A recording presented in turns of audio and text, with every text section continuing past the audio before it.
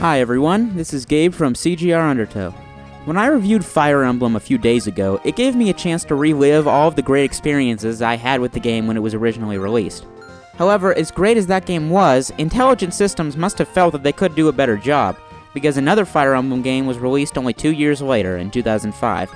Now, could this sequel actually be better than the basically flawless Fire Emblem? Yes, oh yes it could. This is Fire Emblem, the Sacred Stones for the Game Boy Advance.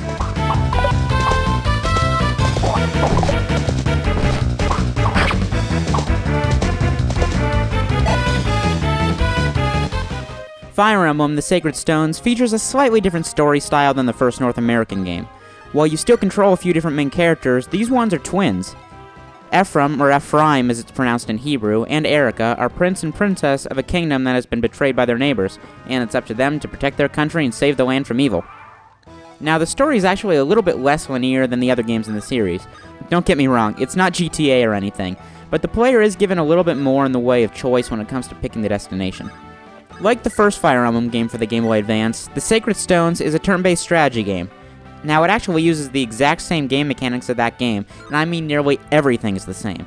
If you like the first game's style of play, then it's a safe bet that you're going to like this. And how couldn't you? It's awesome. Now, while the in-game mechanics are the same, there are some changes in customization. Instead of being forced to change to a single class when a character hits a certain level, you actually have the choice of making them a few different classes. Cavaliers, for instance, can become either Great Knights or Paladins, and each of these has their pros and cons. Picking between a Great Knight or a General is one of the toughest decisions in gaming history. Also, like the first game, Fire Emblem the Sacred Stones is ridiculously hard. I'd actually consider it to be slightly more challenging than the first one, and this is because I've beaten that game, but I've never beaten this.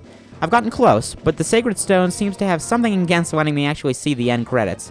It's been 6 years since I picked it up, so I think it's about time that it just gave in and let me win.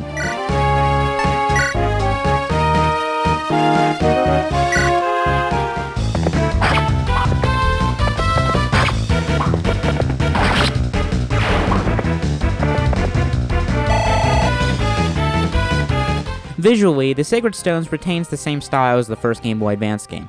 That isn't a bad thing, though. This game really was using the technology available to it very well, and character sprites have very fluid movements. Level design is also excellent, so you never feel like areas are beginning to repeat themselves. In addition, the individual levels are sized very well, so there's never too much running around before you get to do something.